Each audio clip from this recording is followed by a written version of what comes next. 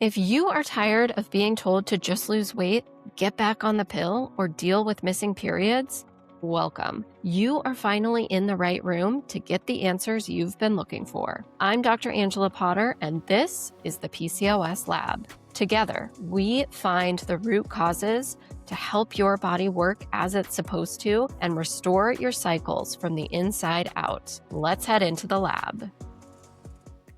Leisha, hi. Welcome to the podcast. I am thrilled to have you here today. I'm so excited to be here. This is going to be so fun. Great. What I would love to get started with is, can you tell the listener what they are going to walk away with when they listen to everything that you're going to talk about today? Yeah, so I love that question. That's a great place to start. We are going to be really diving into why breakfast is one of, honestly, like it's the key, I think, to balancing your hormones. Because if you're skipping breakfast or doing it wrong, you are going to be causing more chaos in your body. And so it's always the first thing I start with. There's a very specific way that I recommend eating breakfast and the why behind it. So we're going to talk about that so that you can walk away feeling more confident in your breakfast. And what that really does is it gives you better energy throughout the day, better moods, less anxiety, and overall, your stress hormones start to balance out so your sex hormones can balance. And so breakfast really is that important. I love that. I am so ready to dive in with you because I think, for the person listening, first you were saying, well, you need to be eating breakfast for this stuff, but you need to be eating breakfast correctly. So it's like, Mhm. that's like a bell ringing. Oh my gosh, if I'm eating breakfast, am I actually eating the correct things in order to support hormone balance? So let's start. I would love to hear you talk about even more about why is breakfast so important and how that intertwines with our hormones for the whole rest of the day. Yeah.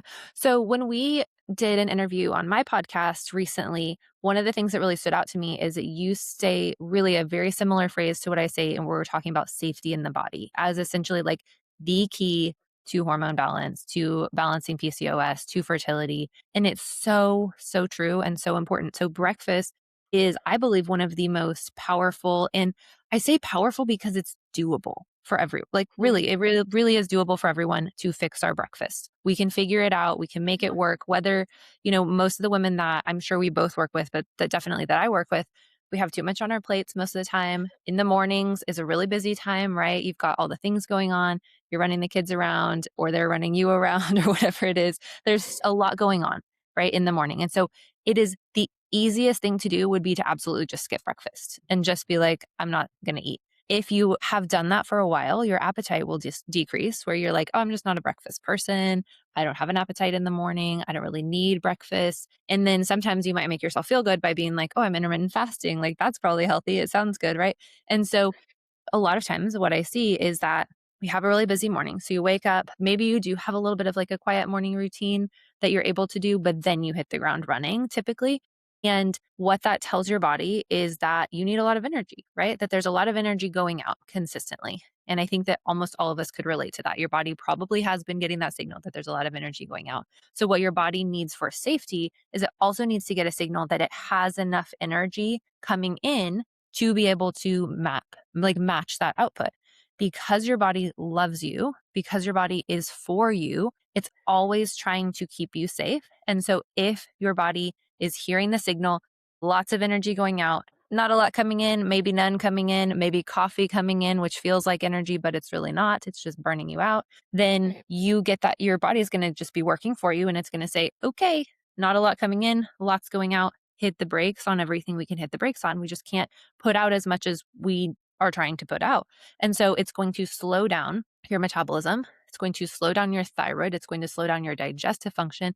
And even if you're really in a place where your body's getting these signals a lot, it's going to slow down things like your immune function. It's definitely going to slow down your sex drive, your libido. It's going to slow down really anything that's not necessary to just keep you alive and just to keep you surviving. And so if you feel that at a deep soul level, you're like, yeah, I'm just surviving. Like I feel like I'm just hanging on by a thread every day. It's both. Okay. It's going to be your lifestyle. It's going to be all the things you're asking of yourself, but it's also just not having enough coming in. And so if you can switch that signaling in your brain and you can start to tell your brain every single day that things are safe, that I have enough energy coming in to meet this output first thing in the morning. That's one of the big times your body is looking for that input. Then your body's going to start saying, I have enough energy to run the kids around and get work started and do the laundry and make a little hormones while we're at it. Like I can actually put some energy towards ovulation. I can put some energy towards hair growth. I can put some energy towards my skin, having renewed cells. Like those are the kind of things that your body's like, that's not important if you're just surviving. Okay. So fertility is a huge one. Your body will protect you by shutting down every aspect of fertility it can to keep you safe because it's a huge energy expenditure. And so that's why this matters so much is getting those signals of safety in first thing in the morning so that your body can say, hey, I have what I need to support the thyroid and the metabolism in the gut. If your gut's stopped up, this could be why. Yeah, it's amazing how it's just with one meal that actually instigates this whole cascade forward. And, you've alluded to this a little bit, but sure, on a daily basis, when you're not eating breakfast, it can set you up for feeling a blood sugar crash later in the day, or maybe feeling super hungry by lunchtime or something. But what about like the long-term repercussions? Hi. How about the long-term repercussions of not having breakfast on a daily basis? Yeah. So that's really where, if you just have one day of no breakfast, your body's not going to be like, don't really need to use your thyroid anymore, right? That's not going to Mhm. be the case. But it's the chronic not eating enough, being stressed out in the morning, not giving your body those signals of safety. So, what I see chronically in not eating breakfast for sure, but also just this under eating that many of us do. If I'm going to give you my perspective, when women come to me, healthy, strong, smart women who know how to take care of their bodies, who are working hard to take care of their bodies, they're eating good food. They have non toxic products in their house. They're probably working out. They're doing lots of good things for themselves, but they're like, I still feel like I'm hanging by a thread. I'm burned out. My PMS mood swings are a mess. My fertility is not there. Like all of these things, right? But I'm doing everything right. Well, one of the biggest things that we probably have, had ingrained in our brains over time is that eating more is not better, right? Eating less is better because eating less makes you skinnier, which makes you more valuable, right? And Mhm. that's what we've heard growing up. And Yeah, so quotation what I marks around that, see right? in these women who are and a lot of us have like kind of overcome that to some extent. We're like, okay, I don't believe this really at like a logical level anymore, but somehow it's still probably in there. And we have these beliefs of like these are pretty high achieving women. And so it's like, I kind of just think that the rules don't apply to me in some sense, right? Like, yes, I know I should technically be eating lunch, but I'm too busy. So I'll probably be fine. Like I'm tough kind of thing, right? And so what I Yeah. usually see is not enough breakfast or not a solid breakfast. And then lunch could be a little bit sketchy too. Whether it's on purpose, not on purpose sketchy, but like maybe it is like I'm trying to eat chicken and salad and like trying to like eat healthy, but also have it be, like lower calorie or like that kind of thing. This is where over time, going back to your actual question, over time, our bodies are getting a lot of signals that there's really not quite enough there. Whether it's not enough nutrients or not enough calories or not a good balance of macronutrients, this over time absolutely causes blood sugar issues in the moment. That's huge. Blood sugar is huge because when you're not getting enough breakfast, you're drinking some coffee, your body gives yourself a cortisol spike, which feels great sometimes in the moment. Sometimes it feels terrible in the moment, depending on what you're used to and the moment that you're in. But you're going to hit that gas in your car. There's nothing in the tank, but you're just flooring through on whatever tiny little bit is left with your caffeine. And then you hit mid morning and you're like, meh, I don't feel so good. I'm a little tired and cranky. I'm going to have a little something, more coffee, snack, carbs, something. And then you get to lunch and you're still not really eating like solid lunch. And then almost everyone, to be honest, does a great job with dinner. There's most people have a great dinner, but that's too late. Like it's too late in the day to finally be getting your first like solid protein and carb and sit down meal. That's too late to tell your body that the day is safe when it's 6 p.m. And so what I see over time is that the stress signals, the under eating slash undernourishing, depending on exactly what it looks like, is telling your body conserve. And so it conserves everywhere it can. It conserves with gut function. You start to have this kind of low level of constipation, or maybe you've always had constipation, which messes with your hormone detox, which messes with your inflammation in your body. You start to have a lot of blood sugar issues over time. You're used to having these blood sugar ups and downs. And I always like to say, like, when you have a big blood sugar up and down, your blood sugar is crashing on a regular basis. This is a true, actual emergency in your body. Your brain knows this. True emergency. You actually will die if your blood sugar goes too low. And so your body knows that. It will throw every bit of energy it has to get your blood sugar back up, which looks like more cortisol coming in to tell your liver to release glycogen. Hopefully you have the glycogen stores in your liver from eating some, good carbs throughout the day. If you don't, there's an emergency system to help break things down in your body to make more glucose, because you have to have glucose in your bloodstream to keep your brain alive. And so your body will do whatever it takes to get there. Also, that's very stressful. It's very stressful for your body. You might feel it, you might not, to be honest, because you might be used to it. But what you could feel is like hangry, cold and clammy, shaky, a little dizzy, sometimes a little bit nauseous, or just like really anxious. Those are all feelings that your blood sugar is going through this big emergency. And then in most of us, it can come back up and you need to eat something, but you're still like, you're okay. And you keep going through this process, right? So that in and of itself, your body keeps doing that over and over. It tells your body even more things are not safe. And so we've got to conserve. And so that looks like slowing down the metabolism, slowing down the thyroid, slowing down the gut. And over time, this means that we're not clearing cortisol very well. It means we're not clearing. And even like when we're slowing down the metabolism, to be clear, we're slowing down detoxification, we're slowing down the liver function.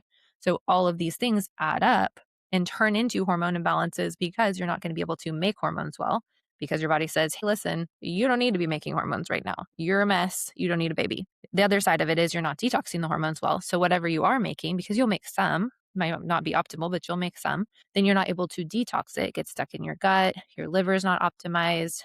So then you're going to have symptoms like PMS, mood swings, painful periods, heavy periods, breast tenderness, all of these different kind of hormone symptoms. And it's just a downstream effect of your body not having safety throughout the day. Yeah, it's a lot that you just unpacked there. It's a lot. Yeah. And, I think it's so important for people, because we do still have this underlying current in our medical information just about like low calorie is better. And it takes some you have to actually make changes to say, okay, actually more food is better, because that keeps your body away from that emergency. And I'm so glad you brought that up, that low blood sugar is truly an emergency to the body.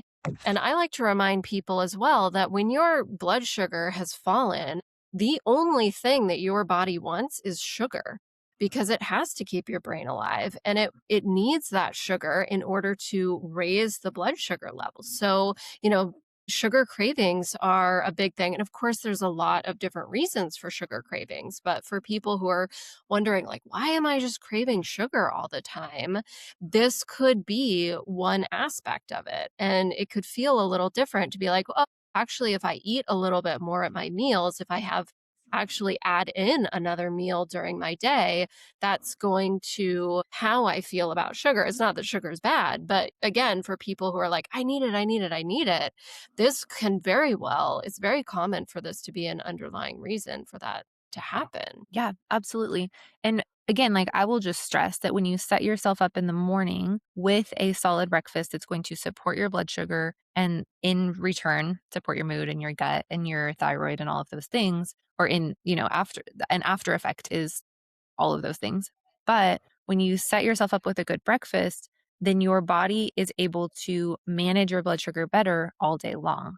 Now, if you just eat breakfast and then do nothing else good all day long and you don't eat any other food, you're going to be in a hole. But that's not what I'm talking about. I'm talking about you get your breakfast right. You're not going to have those same cravings mid morning. You're not going to have so much trouble sticking to what you were planning to eat for lunch. You're not going to be crashing mid afternoon as much, because you're setting yourself up with the good dominoes where you're hitting one domino and then the next ones are easier to knock down throughout your day to meet your goals. And so that's really why I stress breakfast so much, because it is so important and it sets you up to do a better job at lunch, because you're not like dying and starving, right? You're going to be like, oh, Right. okay, like I'm not just running around like eating my kids' leftovers and then the emergency is over and then I forget to eat the rest of my lunch, because you're in more of a stable place to make yourself lunch without just having to eat their leftovers because you're starving. Hmm.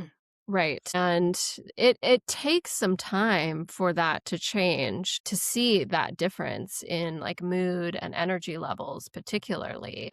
So this is a really good foundation to remember like, okay, if I eat breakfast and set myself up for the rest of the day, and then I'll start seeing these longer term results from it and ultimately better ovulation and improved fertility as well.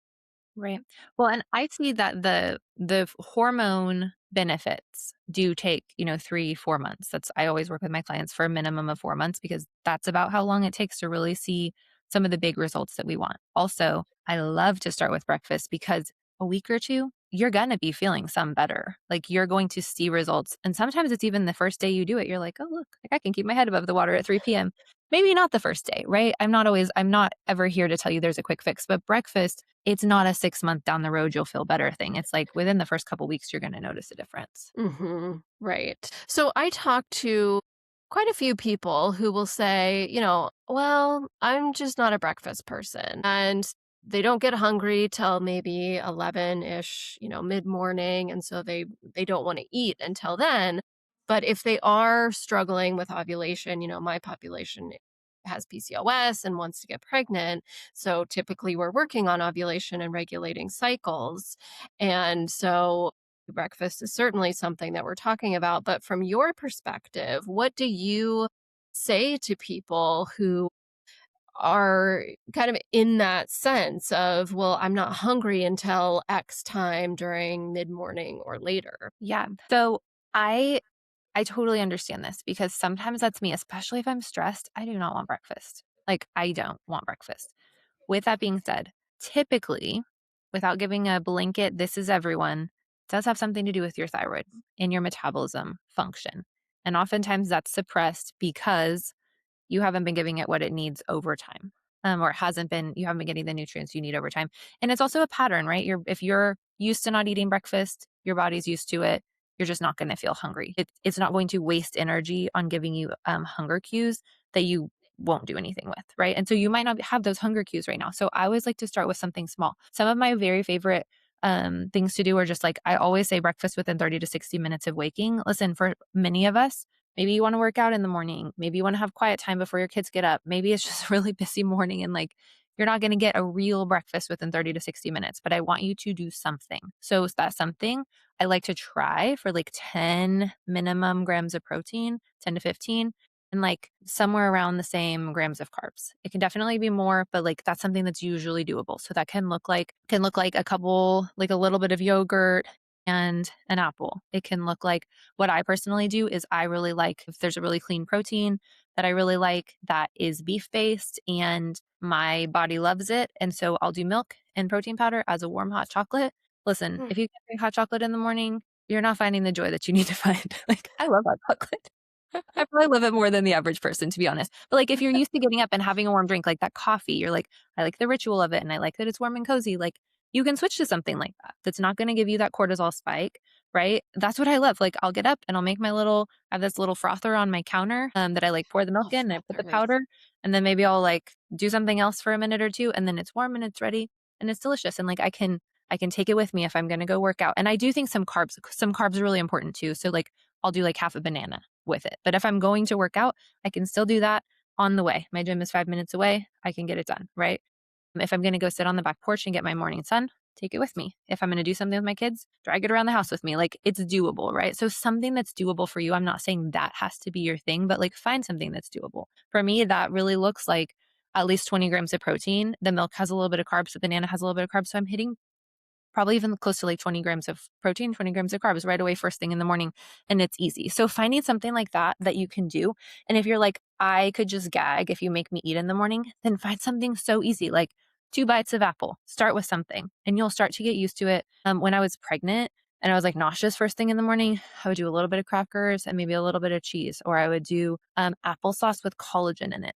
That's pretty easy to get down if you get Mm. the right collagen that will dissolve in there. So I'm just here to tell you, like, find something that you can do. Don't just think you can't do anything. Like, find something you can do. So if you're used to not eating breakfast till 11, but you get up at 6:30, like by 7:30, you're eating something. You're drinking something that has some nutrition in it. And maybe it's just even like milk with a little bit of honey in it. that's okay. Like something like that, just something little that has a little protein and a little carbs, your body will start to adjust and you will get used to it, or your hunger signals will come back. And so, for example, say I'm up at 7, I do that right away within the first 30 minutes. I'm eating breakfast between 8:30 and 9, like what I would consider a real breakfast, which we can talk about when we're ready. Okay, I love that. So for people, it's really about retraining hunger cues. For sure. It's not about their body is different. It's under the surface, their bodies are still responding to the blood sugar swings are still happening, even if they're not experiencing the hunger cues. And so For it's sure. about retraining those so then they can, under the surface, that blood sugar can start to regulate. Yeah, and another just like probably a little bit off topic, but something interesting Mhm. that I'm sure you have some thoughts on is, if you have a higher morning blood sugar, like your morning blood sugar is above 90 when you wake up, there's definitely underlying blood sugar dysregulation issues and insulin issues. And sometimes it's because at night you haven't had something solid enough soon enough before bed, and your liver is struggling with blood sugar regulation anyway. And so your blood sugar is dropping, say 3, 4, 5 in the morning. You've got that emergency response happening while you're sleeping. Maybe you wake up because that's happening. That's a huge Right. reason for like those early morning wakings, especially if you wake up feeling anxious. That blood sugar thing can happen even if you don't wake up. And then you've already fixed it. Your body has already had this emergency response, and you've got this higher morning blood sugar potentially because of it. And that could be a factor in not being hungry in the morning too, because your body has already like fixed an emergency, shot some cortisol into you, and then you're like not really quite in that place that you should be when you wake up. Yeah. I think we could do a whole podcast episode on blood sugar and insomnia Yeah. because Yeah, that would be that great. a lot of people don't quite understand that connection that even if you're waking up at 3 a.m., you might not feel that hunger, but it is your body's emergency response to wake you up and shoot adrenaline through you to get you to eat, even if you don't recognize it that it's Mhm. such. Yeah, Yeah. yeah. That's a huge piece of waking up. Yes. Earlier on, you just really quickly mentioned intermittent fasting. Let's talk about somebody who is thinks that intermittent fasting is what's needed for their hormones. What do you see in that realm and how that could actually be impacting hormones, particularly when we're talking about the importance of breakfast? Okay, so this is something that when I've researched, I've found that a lot of the benefits of intermittent fasting that people who say it's great will point to, most of those benefits were shown in men and or women who were postmenopause. So, with that being said, if we think about like this is kind of my backstory take on it. If we think about ancestrally, right? Because a lot of people will be like, well, ancestrally, we were hunter gatherers and maybe food was more scarce, and that is true. And when we think about the women in their childbearing years, this is who we're talking to right here. Girls who want to get pregnant, girls who are, have toddlers, right? These are the girls that we work with. And these are the women who we really wouldn't have been out gathering food as much or like hunting. Like we would have been back with the kids, right? And wherever the kids are, that's where the food is, right? And so Mhm. women in these age groups, unless you're in truly like a famine, you don't have food, like this is why our bodies have those emergency mechanisms. And those would have been turned on then if there really wasn't the food to have. But if we're looking at optimal, the women who did have food in the right seasons for their fertility, like they would have been back with the kids, they would have been back with the food. So the food would have been available to them. And I don't think that they would have been intermittent fasting. Like they would have been waking up in the morning. Like we're talking people who are living so much closer to nature than we do because they didn't have electricity for thousands of years, right? We're the only ones who have had it for the last 100, 200 years. Mhm. Don't check my history on that, okay? I could do the math, but I don't want to right now. I know. It's With recent. that being Yeah. said with that being said, like, the moms, the people who are about to have babies, they're gonna be with the food and they're gonna be with the kids, and so I just think that, like, they would've been waking up in the morning with the sun, they would've been outside a lot of the time because who wants to be in a stuffy old house that doesn't have air conditioning and fans, right? Like, you would've been outside a Mhm. lot, you would've been moving around with your kids, You would have been in tune with the seasons. You would have been eating more seasonally because we didn't have Amazon Prime trucks and like Costco. Like we didn't have any of that. So you would have been eating more seasonally and you would have been going to sleep when it was dark because, again, candles can only last so long, right? So you don't have a million candles and you don't have the candle power to stay up as late as you want. And so, like, our rhythms would have been a lot more aligned, which aligns your blood sugar, by the way. But like the moms would be with the food, is really all I've got to tell you there. So anyone who's like primally, in the paleo days or whatever, like we would have been hunting and gathering and whatever. Yes, like probably the older woman would have, probably the kids would have, the bigger kids, but like the moms are with the little kids. The food is there. They're the ones making the food. They're the ones chewing on the like snacking, right? So I just don't think that even historically, intermittent fasting has a lot to stand on. And I just think that, again, like when we are the ones who are creating new life, like we're going to be the ones to be catered to, honestly. So, like, if someone has to go a little bit without food, it's going to be the dad, and their bodies are made for that. They're able to handle it so much better. I'm not hearing the same stories of like, oh, I have all these hormone issues because my life is dysregulated. My husband's life is also dysregulated. He's more fine, right? Like he might have blood sugar Yeah. issues at 40. He might have heart issues. Like, yes, but like they usually have to work harder to do the wrong thing to have issues. Like their bodies were made in a more resilient way because they were made to be the protectors. They were made to be the providers. They were made to like go out and do the hard things in a different way. The women are absolutely like doing the hard things, like the different hard things, but they're with the food. That's really my thing. Yeah. Yeah. There's just, I think a lot of people have questions about intermittent fasting because there is so much information about it right now. And it's talked a lot about, oh, this is the trick for balancing blood sugar, for helping mitochondria and all this. Clinically speaking, I have yet to see a woman who is intermittent fasting and who is having good ovulation and regular cycles particularly when she has PCOS. So, yeah, I think that really just comes into the fact that breakfast is setting you up for the rest of your day. And if it's continually missed, then it's setting you up for even bigger issues with your hormones, your insulin, your thyroid, your cortisol, all these other hormones that you've been mentioning that have to do with reproduction that a lot of people don't associate with. A lot of times it's just talked about progesterone and estrogen. So, okay, Leisha, let's dive into what does a beautiful hormone supportive breakfast look like? Okay, perfect. I do have a couple. Let me just like super quick because even as you're saying that, I'm like, I have a couple other thoughts on fasting. Oh, I please. want people to hear me say, I'm not saying no woman in her fertility years should ever fast at all. That's not what I'm saying. I'm just saying, like, is intermittent fasting the fix to your hormones? Usually not. I usually just absolutely same thing. Like clinically, I just don't see it. Women again and again get better when they're eating more. And I do see we can go too far with that where there's not enough windows between meals where you're eating, like you're eating just snacking all the time and like weight gain happens because you made changes too fast. Like things like that can happen. So it does need to still be a pretty like reasonable process. And, there could be a picture of like, okay, you've gotten really stable with your minerals and your blood sugar and you're eating really well throughout the day. And there's a point where maybe there could be some mitochondrial repair or some gut repair from having a window where you're not eating, but I'm never going to say it's 16 hours. Like maybe it's 12, right? Maybe it's like 7 p.m. to 7 a.m., something like that, that is still like reasonable. So I just want to kind of throw that in there for anyone who's like, wait, but I saw some, results from this, or this is what I was thinking about. I just don't think it's the first thing to go to. I think it comes after stability and after fertility is restored.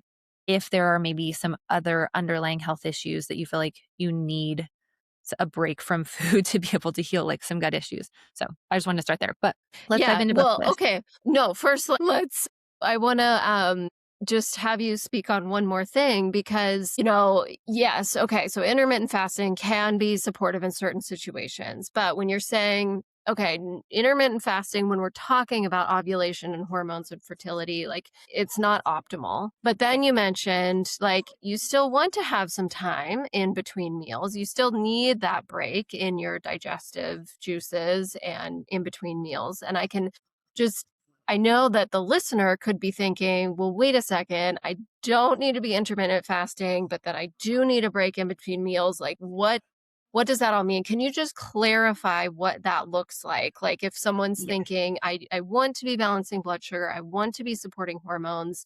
Is there kind of an ideal schedule that you would recommend that is hormone supportive and reasonable Yes. for someone to be Yes. I doing? definitely don't want to make it confusing with what I just said.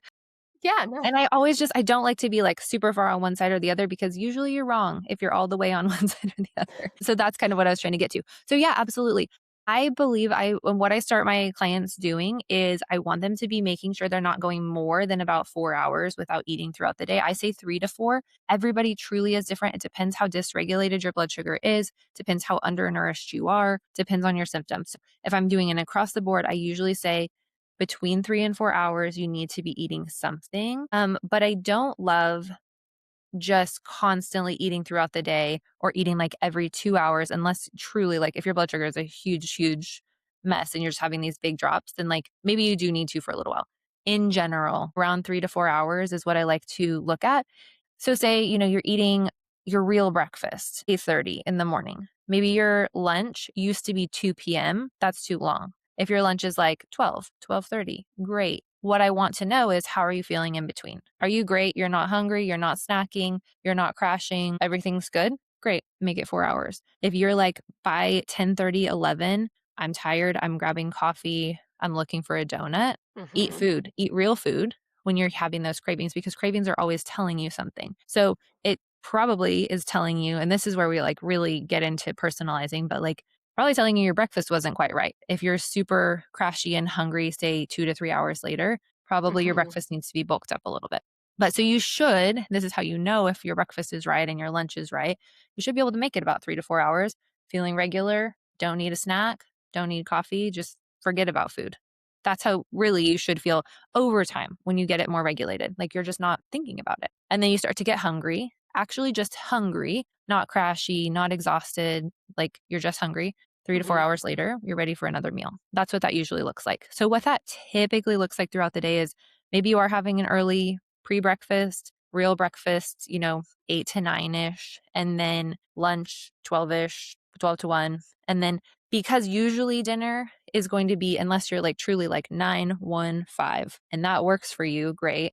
But a lot of us, it's a little more hectic than that. And so sometimes we do need an afternoon snack. And so I always just recommend like that's still going to be protein and carbs together. It's still going to be some sort of like whole real food. And then sometimes we need a bedtime snack. Sometimes we don't. So that's just kind of what that looks like. But again, like if you eat dinner at 5, you go to bed at 10, probably gonna need something in between then. And that's fine. Doesn't mean a late night binge session of ice cream necessarily, but it probably means like, some you can still be something you enjoy. It can still be kind of a treat, but you just need to be blood sugar aware with it. So that's what I say. About 3 to 4 hours throughout the day. Yeah, I think that's really clear and easy to follow.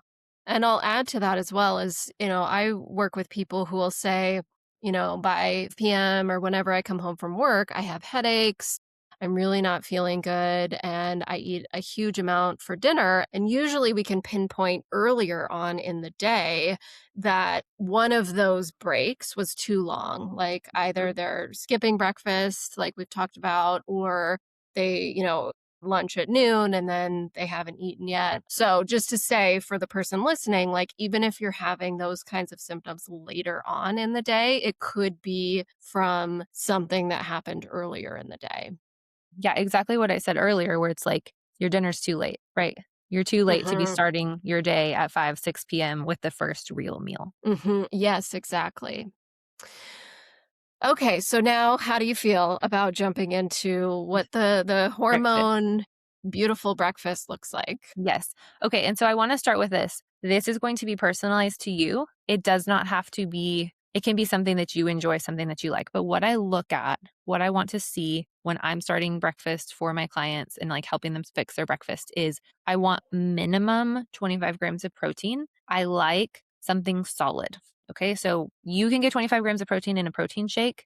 You can get these numbers in a smoothie. Sorry, doesn't count for me. Not that it doesn't count, but like it's not going to be enough Right. to last you because a smoothie is really quickly digested. It's already pre-digested, as gross as that sounds, because it's just blended up, right? It doesn't Mhm. take as long to get into your bloodstream. And so it's still not going to be as stable for your blood sugar. It takes less time to go through your gut too.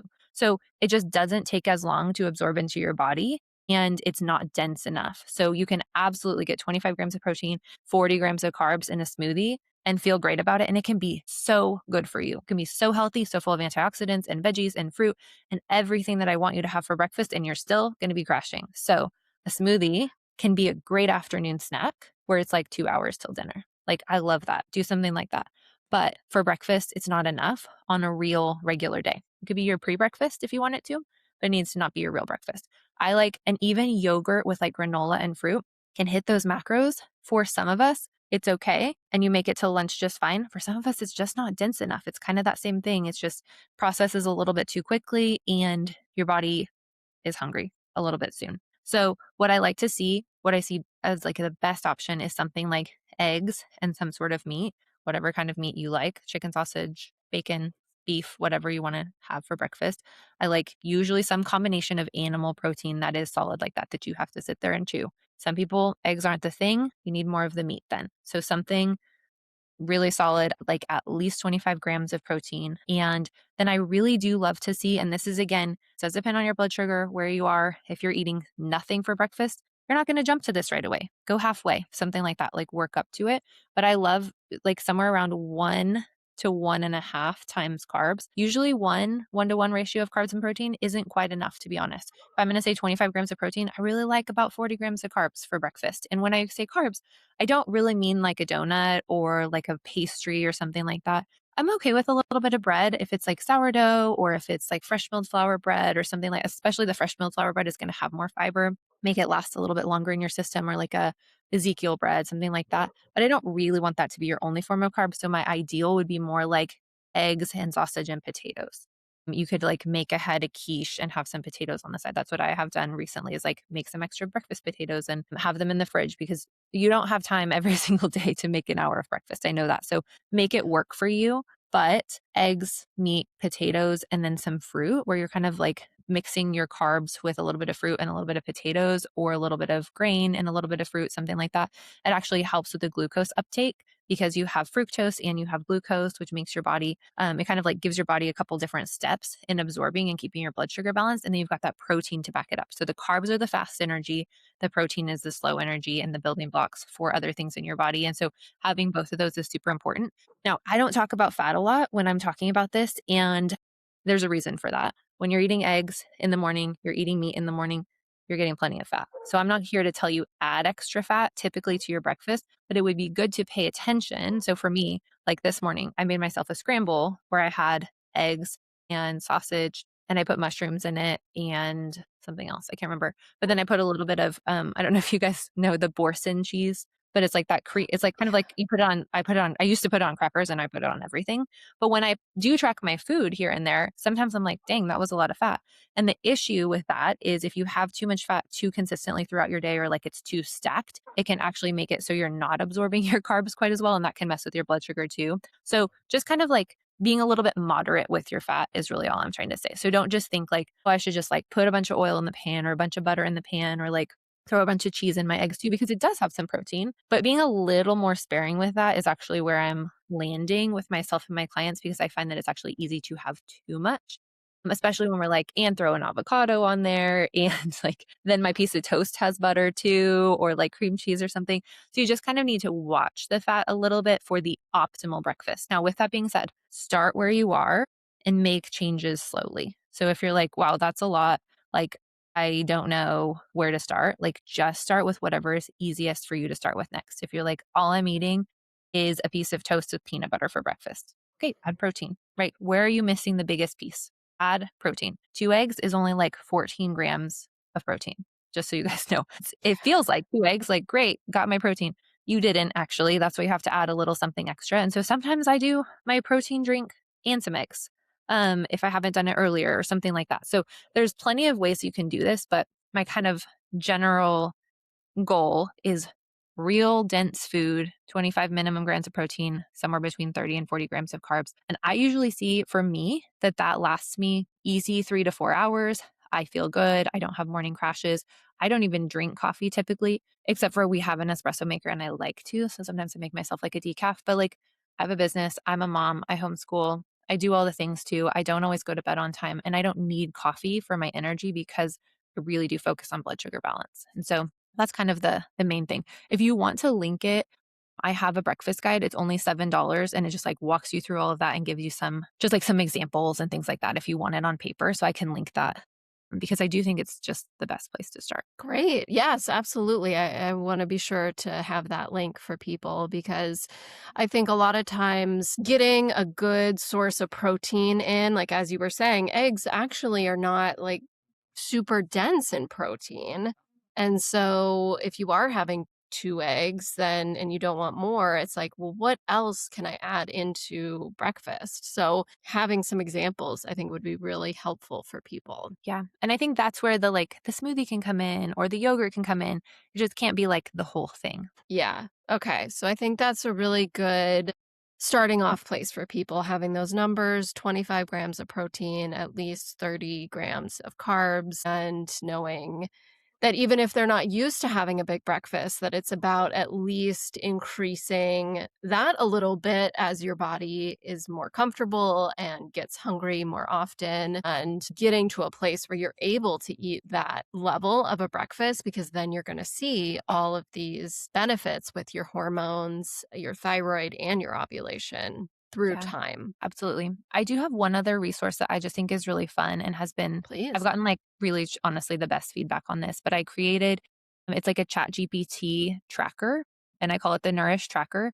And I put in all of this info so you can give it your breakfast. You can say, I ate this and it'll say, great job. It'll be nice to you, I promise. It'll say, great job. And you should add an apple next time. Great job. And listen, Leisha, you put a little too much fat on that breakfast. That's what it tells me. And so I love that because, again, these high achieving, busy women, like we often need two things. We need it to be easy. I hate tracking in my fitness pal or chronometer for several reasons because it's a pain. Also, because it brings back my 22-year-old self who was trying to eat like 1,200 calories a day before my wedding to lose weight. I was Right. really unhappy about that in that season of life. And so the Nourish Yeah. Tracker is great because you can literally just tell it, hey, I ate this. You don't have to measure anything. And it'll just estimate for you. It's not going to be super exact, but it's going to give you enough. And it's going to say, hey, this is what you could do next time. And then you just work on breakfast or you can work on lunch or you can put in your whole day of food, whatever you want, and you'll get feedback in the moment. So that's another resource that I have that would be a great place to start if you're like, I just want kind of like that. I want some reassurance and feedback throughout the day, or I want it to tell me, listen, you really did kind of mess up here with your lunch. Like that's why you feel hangry and angry and you're yelling at everyone at 5 p.m. It's because of your lunch. And then you're like, "Ugh, it's not because I'm a bad person. It's just because of my lunch," right? Which is true. Right. That, and it's so in the moment, it's hard to realize that. So I love that. Please send the link to that as well. I will have those in the show notes for people because those sound really valuable. Thank you so much for the work that you do, Leisha, and your expertise, and for really laying this out very simply, but in a powerful way that lets people know the importance of breakfast, how it sets them up for hormones, and then also how to strategically set up their breakfast. Thank you. Yeah, you're welcome. This was fun. Thank you so much for having me. Yeah. Oh, I'm just so happy to have you here.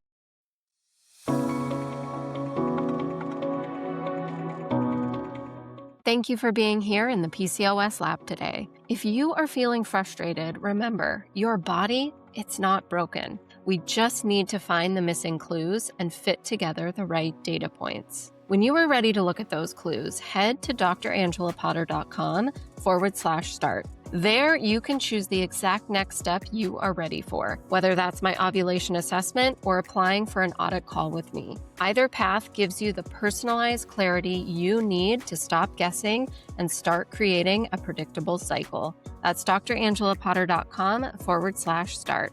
Keep looking at the biology, be gentle with your system, and I'll see you next time in the lab.